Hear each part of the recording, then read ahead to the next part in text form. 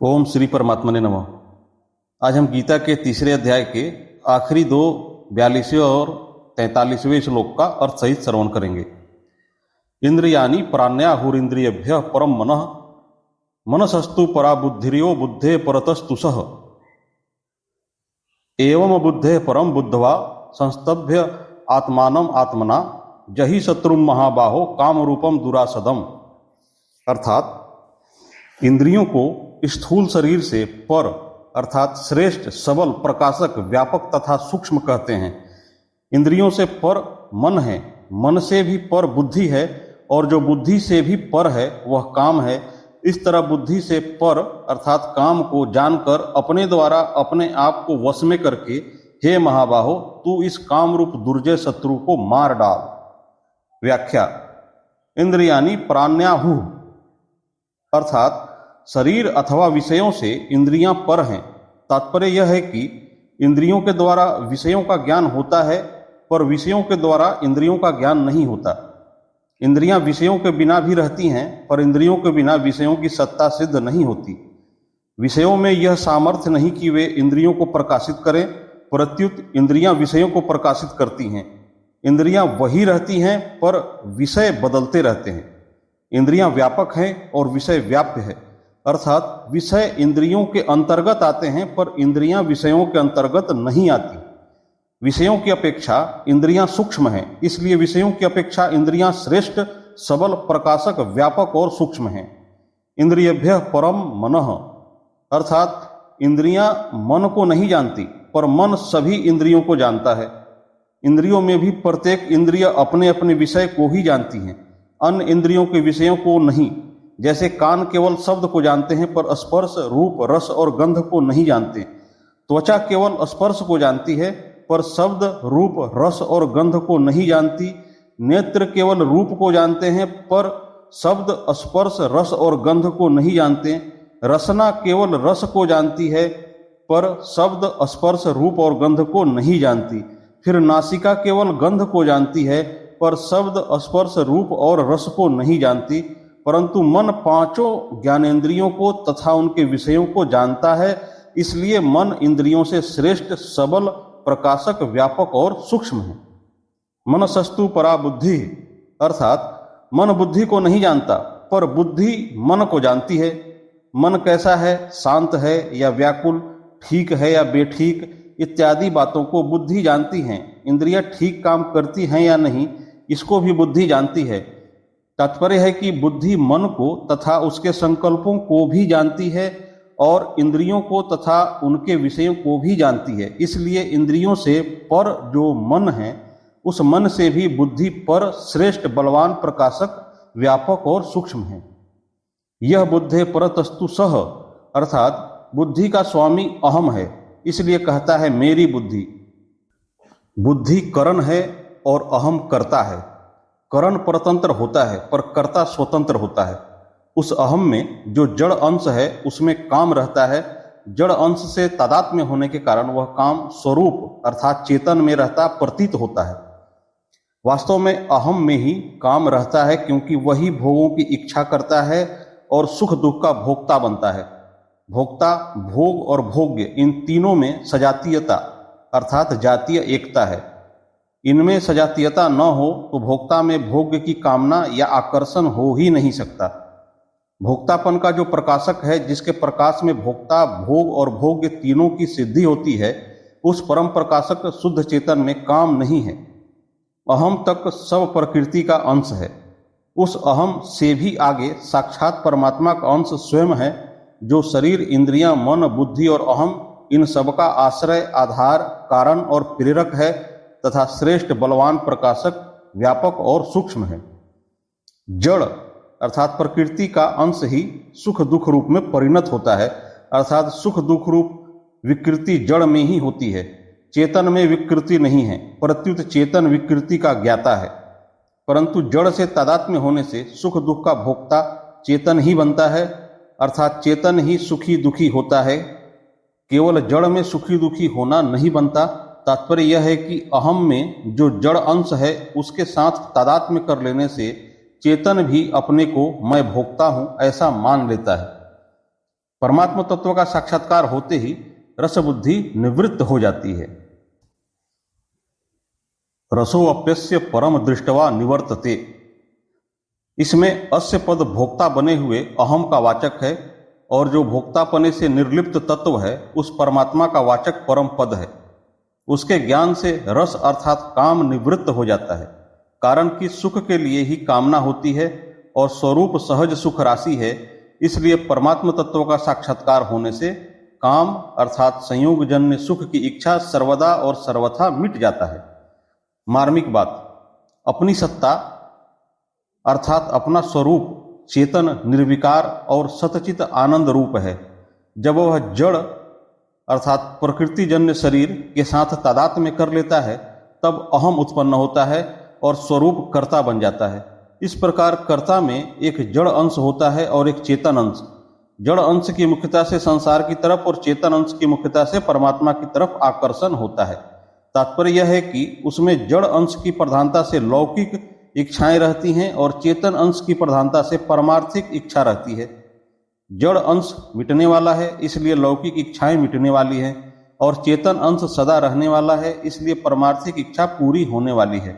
इसलिए लौकिक इच्छाओं की निवृत्ति और परमार्थिक इच्छा की पूर्ति होती है। लौकिक इच्छाएं उत्पन्न हो सकती हैं पर टिक नहीं सकती, परंतु परमार्थिक इच्छा दब सकती है पर मिट नहीं सकती, कारण कि लौकिक इच्छाएं अवास्तविक और परमार्थिक इच्छा वास्तविक है।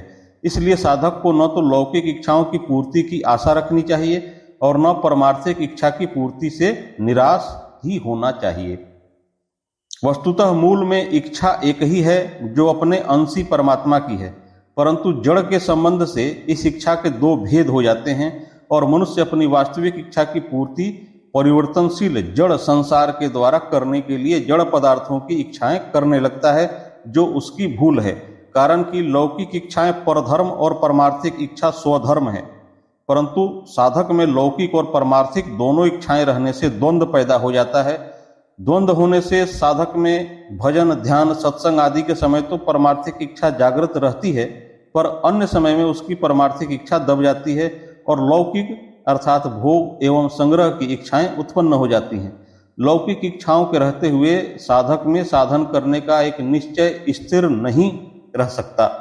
परमार्थिक इच्छा जागृत हुए बिना साधक की उन्नति नहीं होती। जब साधक का एकमात्र परमात्मा प्राप्ति का उद्देश्य दृढ़ हो जाता है तब यह द्वंद्व मिट जाता है और साधक में एक परमार्थिक इच्छा ही प्रबल रह जाती है। एक ही परमार्थिक इच्छा प्रबल रहने से साधक सुगमता पूर्वक परमात्मा प्राप्ति कर लेता है। इसलिए लौकिक और परमार्थिक इच्छा का द्वंद्व मिटाना साधक के लिए बहुत आवश्यक है। शुद्ध स्वरूप में अपने अंशी परमात्मा की ओर स्वतः एक आकर्षण या रुचि विद्यमान रहती है, जिसको प्रेम कहते हैं। जब वह संसार के साथ अपना संबंध मान लेता है तब वह प्रेम दब जाता है और काम उत्पन्न हो जाता है। जब तक काम रहता है तब तक प्रेम जागृत नहीं होता। जब तक प्रेम जागृत नहीं होता तब तक काम का सर्वथा नाश नहीं होता। जड़ अंश की मुख्यता से जिसमें सांसारिक भोगों की इच्छा रहती है, उसी में चेतन अंश की मुख्यता से परमात्मा की इच्छा भी रहती है। अतः वास्तव में काम का निवास जड़ अंश में ही है, पर वह भी चेतन के संबंध से ही है। चेतन का संबंध छूटते ही काम का नाश हो जाता है। तात्पर्य यह हुआ कि चेतन द्वारा जड़ से संबंध विच्छेद करते ही जड़ चेतन के तादात्म्य रूप अहम का नाश हो जाता है और अहम का नाश होते ही काम भी नष्ट हो जाता है। जब चेतन अपना संबंध जड़ के साथ मान लेता है तब उसमें संसार भोग की इच्छा भी रहती है और परमात्मा की भी। जड़ से संबंध मानने पर जीव से यही भूल होती है कि वह सच्चित आनंद स्वरूप परमात्मा की इच्छाभिलाषा को संसार से ही पूरी करने के लिए सांसारिक पदार्थों की इच्छा करने लगता है। परिणाम स्वरूप उसकी ये दोनों इच्छाएं ही रूप बोध के बिना कभी मिटती नहीं। संसार को जानने के लिए संसार से अलग होना और परमात्मा को जानने के लिए परमात्मा से अभिन्न होना आवश्यक है, क्योंकि वास्तव में स्वयं की संसार से भिन्नता और परमात्मा से अभिन्नता है। परंतु संसार की इच्छा करने से स्वयं संसार से अपनी अभिन्नता या समीपता मान लेता है, जो कभी संभव नहीं, और परमात्मा की इच्छा करने से स्वयं परमात्मा से अपनी भिन्नता या दूरी मान लेता है, पर इसकी संभावना ही नहीं। हाँ, सांसारिक इच्छाओं को मिटाने के लिए परमार्थिक इच्छा करना बहुत उपयोगी है, यदि परमार्थिक इच्छा तीव्र हो जाए तो लौकिक इच्छाएं स्वतः मिट जाती हैं। लौकिक इच्छाएं सर्वथा मिटने पर परमार्थिक इच्छा पूरी हो जाती हैं, अर्थात नित्य प्राप्त परमात्मा का अनुभव हो जाता है। कारण कि वास्तव में परमात्मा सदा सर्वत्र विद्यमान है, पर लौकिक इच्छाएं रहने से उनका अनुभव नहीं होता। संसार से संबंध रखते हुए काम का नाश करना बहुत कठिन है। यह काम बड़ों बड़ों को भी विवेक को ढककर उन्हें कर्तव्य से च्युत कर देता है, जिससे उनका पतन हो जाता है। इसलिए भगवान ने इसे दुर्जय शत्रु कहा है। काम को दुर्जय शत्रु कहने का तात्पर्य इससे अधिक सावधान रहने में है, इसे दुर्जय समझकर निराश होने में नहीं। किसी एक कामना की उत्पत्ति, पूर्ति, आपूर्ति और निवृत्ति होती है, इसलिए मात्र कामनाएं उत्पन्न और नष्ट होने वाली हैं। परंतु स्वयं निरंतर रहता है और कामनाओं को उत्पन्न तथा नष्ट होने को जानता है, अतः कामनाओं से वह सुगमतापूर्वक संबंध विच्छेद कर सकता है, क्योंकि वास्तव में संबंध है ही नहीं।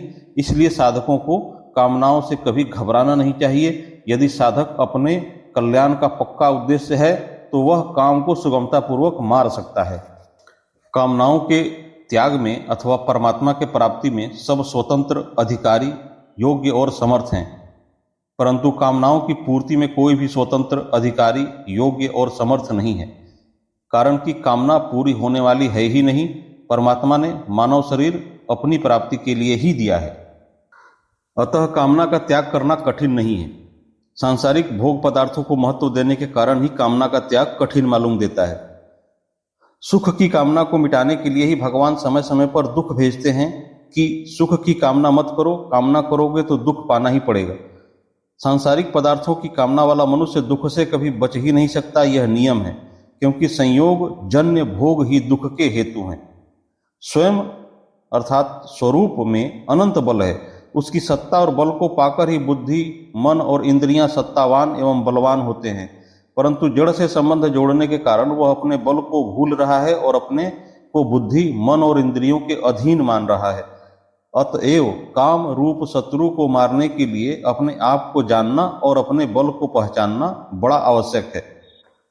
कर्मयोग के द्वारा इस कामना का नाश सुगमता से हो जाता है, कारण कि कर्मयोग का साधक संसार की छोटी से छोटी अथवा बड़ी से बड़ी प्रत्येक क्रिया परमात्मा प्राप्ति का उद्देश्य रखकर दूसरों के लिए ही करता है, कामना की पूर्ति के लिए नहीं। वह प्रत्येक क्रिया निष्काम भाव से एवं दूसरों के हित के और सुख के लिए ही करता है, अपने लिए कभी कुछ नहीं करता। उसके पास जो समय, समझ, सामग्री और सामर्थ्य है वह सब अपनी नहीं है, प्रत्युत मिली हुई है और बिछुड़ जाएगी। इसलिए वह उसे अपनी कभी न मानकर निस्वार्थ भाव से संसार का ही मानकर संसार की ही सेवा में लगा देता है।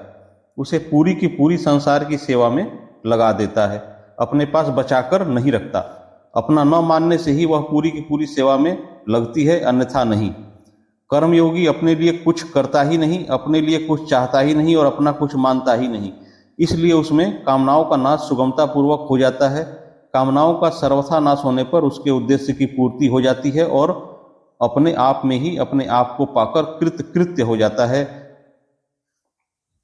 ज्ञात ज्ञातव्य और प्राप्त प्राप्तव्य हो जाता है, अर्थात उसके लिए कुछ भी करना, जानना और पाना शेष नहीं रहता। नारायण नारायण नारायण। श्रीमद् भगवद गीता का 3रा अध्याय पूर्ण हुआ। अगली वीडियो में हम 4थे अध्याय का आरंभ करेंगे। जय श्री कृष्ण।